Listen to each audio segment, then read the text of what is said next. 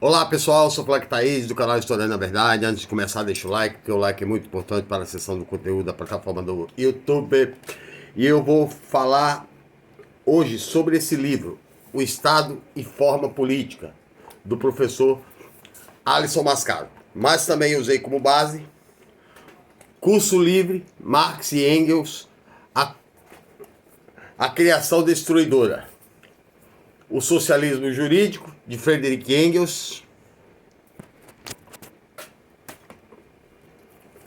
O Capital, volume 1, Crítica da Economia Política,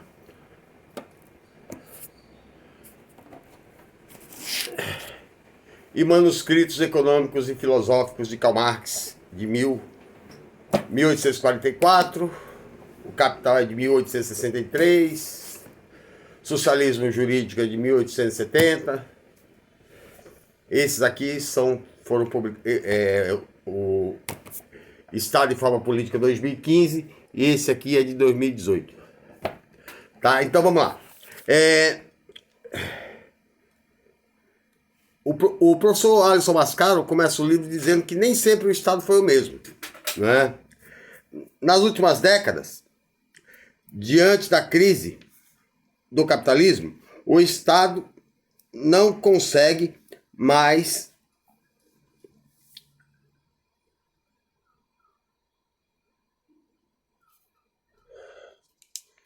uma dimensão de apoio a todas as classes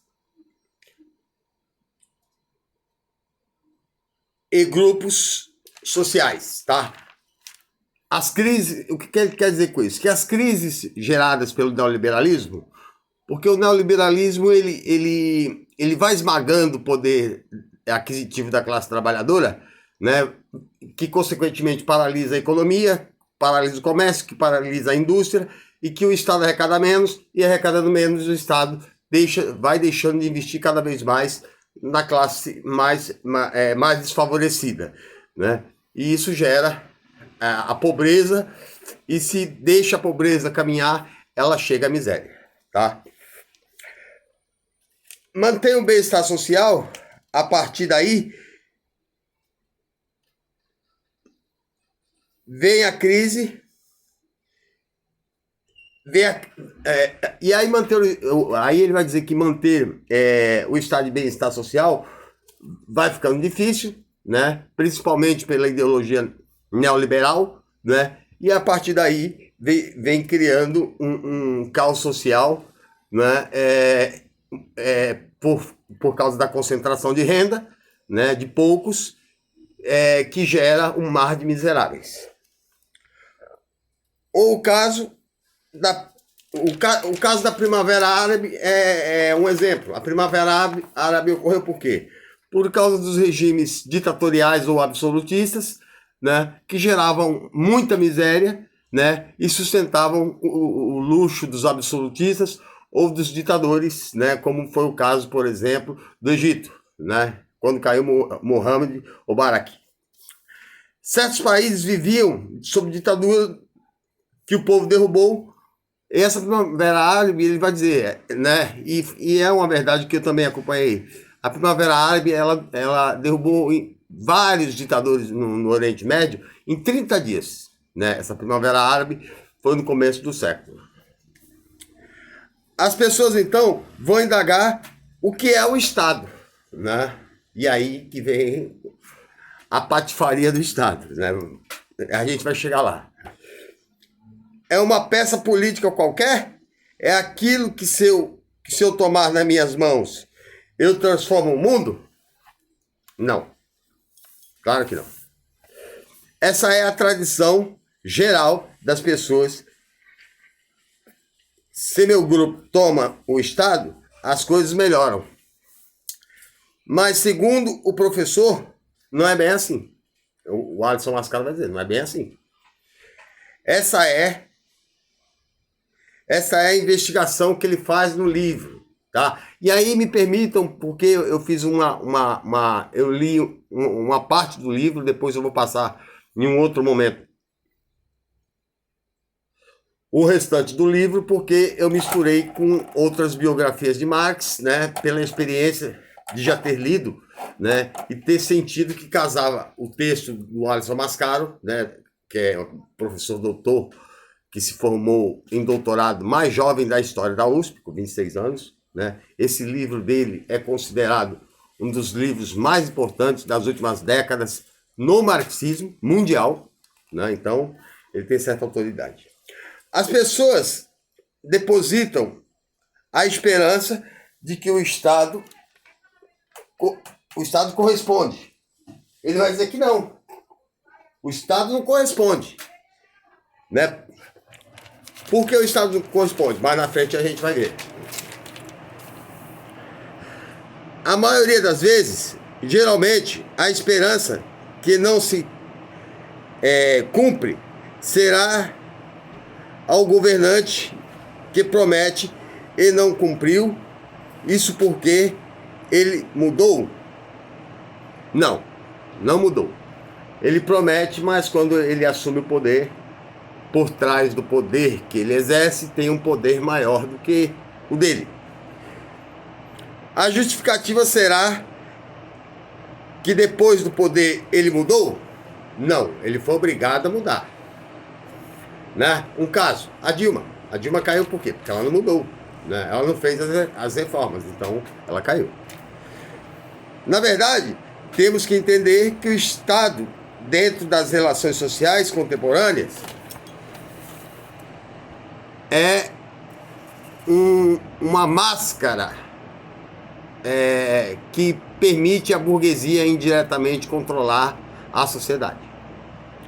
Na verdade, temos que entender que a relação mais difícil entre o Estado e o capitalismo, que é complexa. Essa relação entre o Estado e o capitalismo, ele vai dizer que é complexa por quê?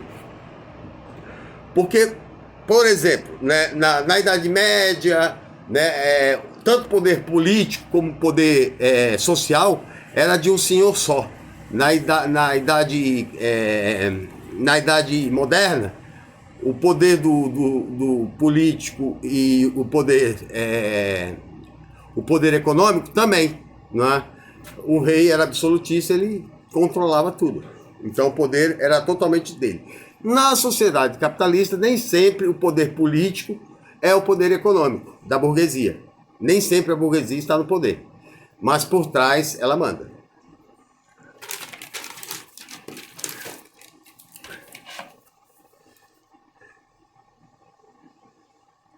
O Estado não é o poder. O que vem se contrapor à economia capitalista.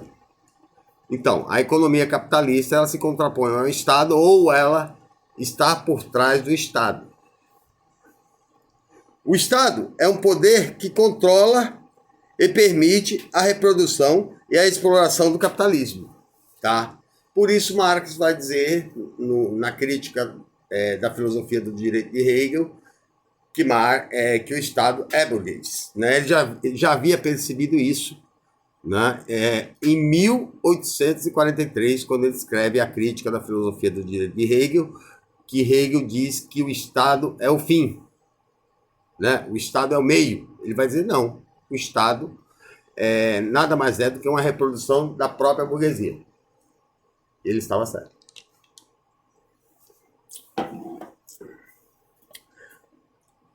Assim,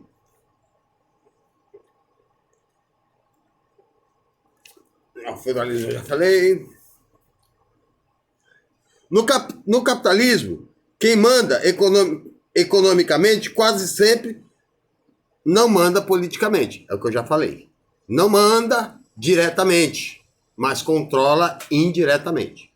Basta lembrar daquela conversa que eu já falei em uma gravação do André Esteves, do BTG Pactual. Né? Ele falando que o presidente do Banco Central liga para ele todo dia, que o presidente da Câmara liga para ele todo dia, que ele convence o Supremo Tribunal Federal. Então, eles estão por trás. Nos sistemas sociais como o feudalismo, né? Eu já falei, né? Como o escravocrata, o poder dominador era o mesmo do poder público. Né? Então, a pessoa sabia. Não reagia por quê? Porque a educação era praticamente inexistente. Então, não tinham uma capacidade reflexiva. Hoje tem, mas mesmo assim o Estado trabalha para alienar a sociedade. Né? A mando de quem? Do poder burguês. Já no sistema capitalista... já li isso aqui.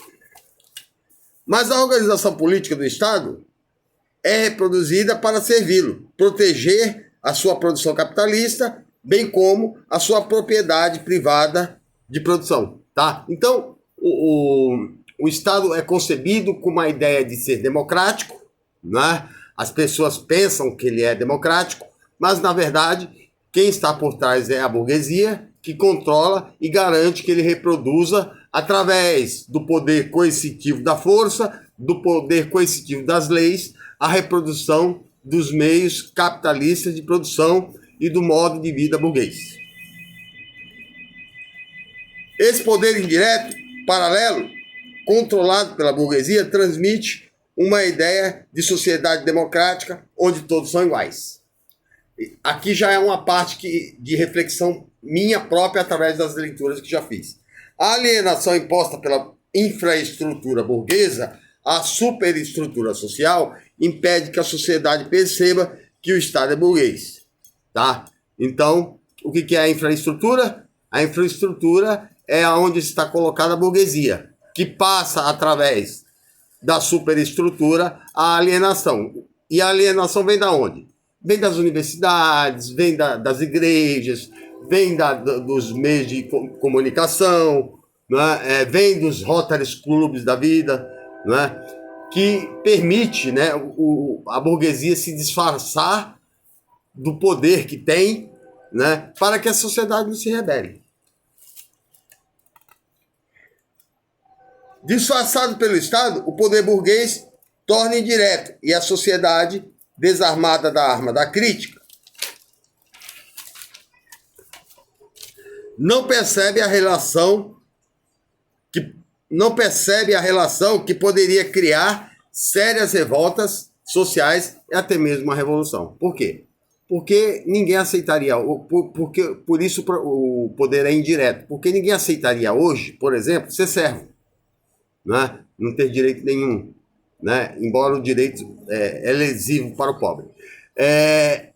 E principalmente não aceitaria ser escravo. E ser mandado, né, economicamente pelos meios de produção e politicamente pela mesma pessoa, iria gerar uma sensação de servidão que criaria rebeliões.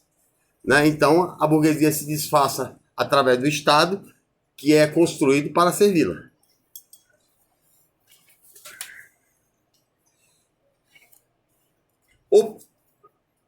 O poder indireto, representado, permite à burguesia a reprodução dos privilégios, já que, dominando o Estado, através da educação, garante a reprodução da alienação para impedir uma educação com base crítica.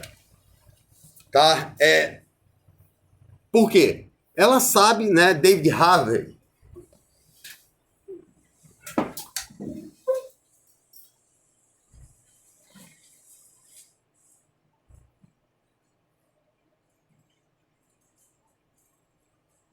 eu não vou achar, acho que não vou achar. Mas eu vou colocar na descrição. David Harvey, nas 17 Contradições e o Fim do Capitalismo, na página 163, eu lembro, né, ele diz que já no começo da Revolução Industrial, a burguesia defendia uma educação para a classe trabalhadora que só ensinasse ler, escrever e fazer cálculos, né, sem criação de capacidade crítica. A ditadura militar no Brasil, por exemplo, 200 anos depois, fez a mesma coisa. Tirou toda a capacidade crítica da educação para a sociedade se manter alienada. Por isso, nós temos uma sociedade de maioria de direita e conservadora. Duas ideologias que favorecem a elite e nunca ao pobre.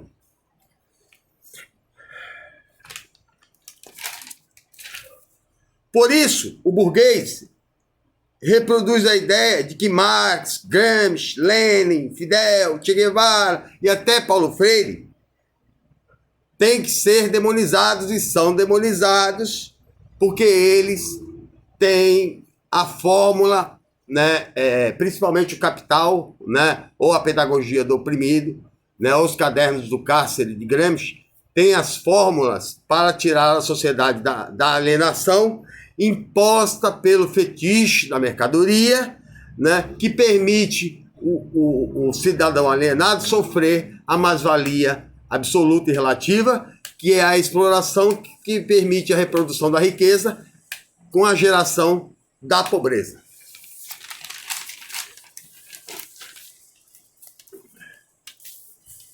Por fim, toda vez que um político fala sobre regulação de mídia, os donos de meio de produção midiática gritam escandalosamente do valor da liberdade de imprensa, mas jamais a liberdade de imprensa democrática. Por quê?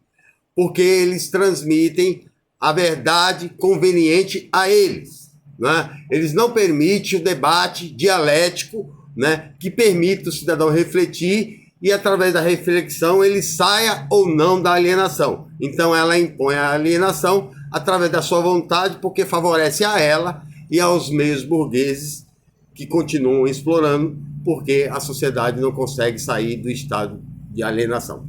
Ok? Essa é a minha participação e até a próxima.